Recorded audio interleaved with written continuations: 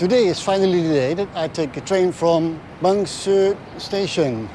Right over here is that huge new station. The thing is, I'm not leaving from this station. I'm leaving from that station.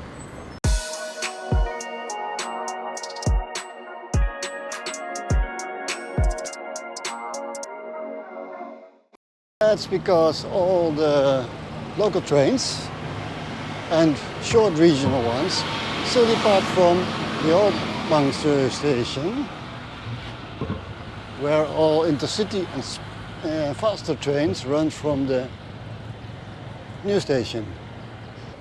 As with any other station here in Thailand, there is a long row of food stalls here, so you can stock up on your longer trips if needed. My train is just over an hour, so might buy a drink, that's about it. I recorded a piece at the station explaining where I was traveling today, but while on board of the train I decided not to go there, but instead visit Ayutthaya instead. So that's another 5 minutes wasted trying to get that explained.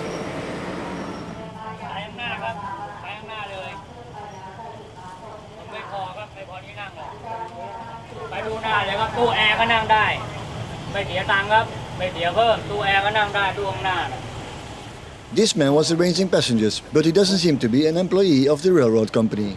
Also, this train consists of second and third class carriages only, none of which are air-conditioned. As I had anticipated for a standing trip already, I couldn't really bother where exactly I was supposed to stand. But it showed that he just wanted to make sure all tourists had a place to sit.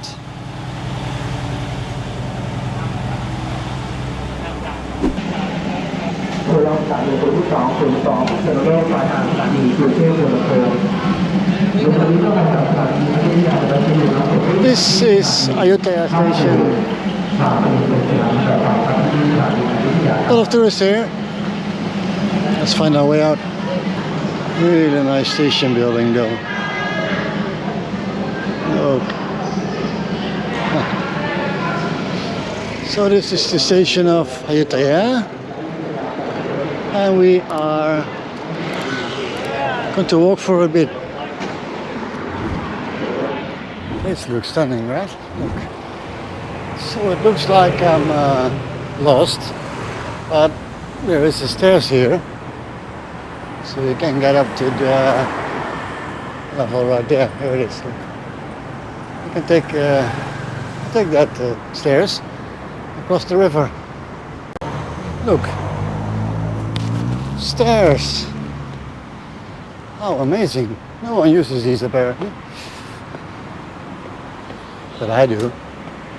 This is a bridge over the Passak River, tributary to the mighty Chao Phraya River. It's not much of a walk right here, but it's enough. The former capital of the Ayutthaya Kingdom. This town is still called Ayutthaya. And here are the city walls, at least what's left of it.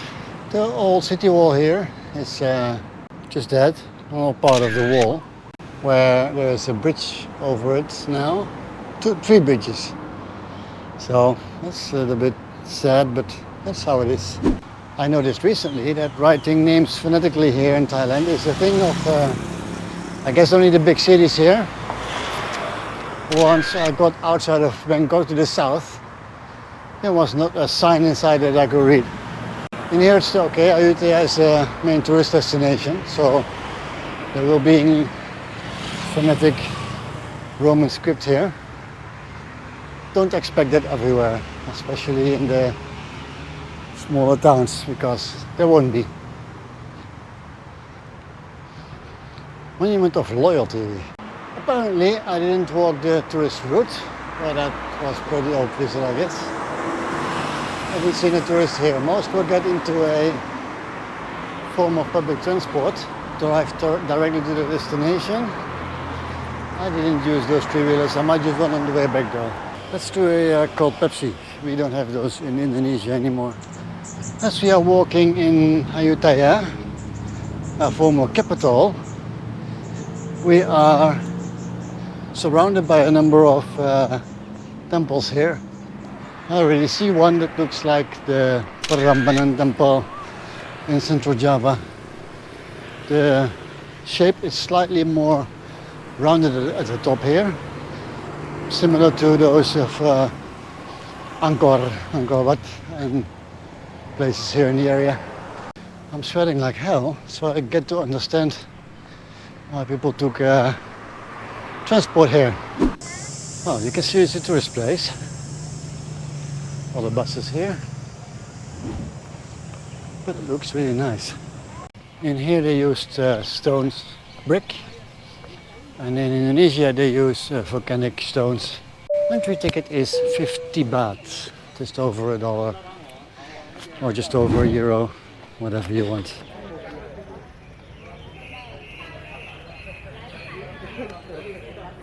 Ayutthaya Historical Park encompasses the ruins of the old city of Ayutthaya. The city was founded by King Ramatibodi I in the mid-14th century, but it's widely assumed that the area was already populated as far back as around 850 CE, during the Mondavaravati period. Back then, Khmers occupied the area. The city was captured by the Burmese in 1569 and used as their capital. It was completely destroyed by the Burmese army in 1767.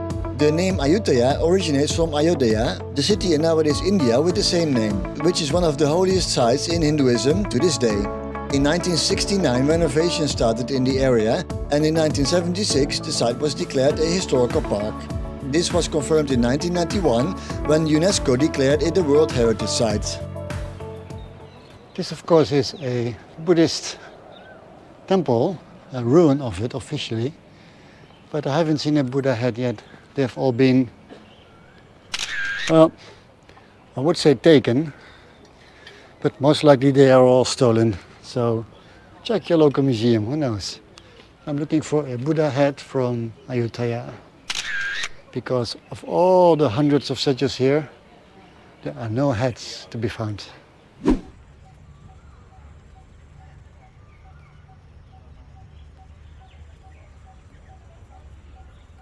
Where today we are exploring the central area of Ayutthaya Historical Park, around the Wat Mahatat ruins and the lakes directly to the west of here, the actual area of what comprises the historical park is much larger. If we can trust this map, it takes up a big part of nowadays Ayutthaya. Towards the south of the map you can see two references to foreign countries. There is a Japanese and Dutch village. Those were trading posts that were set up by the grace of the king of Ayutthaya, but there always was an uneasy relationship with the foreigners.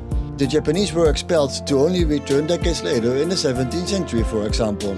The Dutch under the VOC were able to settle and resettle to a better location over time though. Both of these settlements were completely destroyed. What remains is a commemorative plaque on both locations, but those were only installed relatively recently. At some locations, like here at the back, there's no one walking. Spire column building here is slightly leaning to one side, clearly showing that it's a ruin. Also, if you follow the walls, this was probably a compound of whatsoever, and the outside walls as well, they're all gone, almost until up to the ground level. Way back here, where there aren't too many tourists, it's really quiet. Some birds around, but that's about it. Every building has its own story. I can't tell you those. This was clearly a hall. Very intricate details here in the brickwork. You have a big one here, big stupa-like thing here. Smaller one. And the Tower of Pisa one. That's not the only one though, that's almost tipping over. The front of it, the main one is straight up. The other one is leaning to the left again. That was pretty impressive here.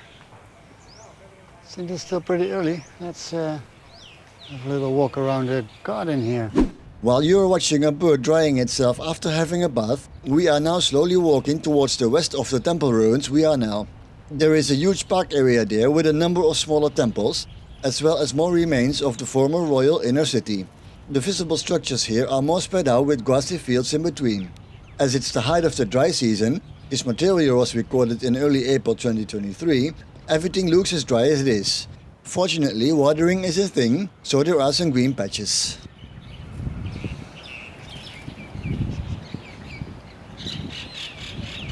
One of the more remote temples here, slightly to the north, I think, is a single stupa-like structure with a chamber. Imagine this being your royal complex. The structure is fairly intact, so you can see the cement and concrete up there. The base is partially collapsed though. This park is huge. Too big to walk through though, entirely. How does this look? Pretty neat, right? As the afternoon is progressing, I'm winding down my activities here. There's much more to see around us, but with only one day here, I choose to spend my still limited time here at the heart of the complex, where most tourists end up as well. There's no harm in that at all. For a first introduction to Ayutthaya, I think it's the perfect thing to do, to be honest. Arriving at the site here itself, you'll notice that there are a number of tour groups which arrived here by minibus. Those travelers didn't want to get on the local train for an hour, well 2 as you need to go back as well, and skip that part. So, made it out of the park and the ruins. Now I'm going to find my way home.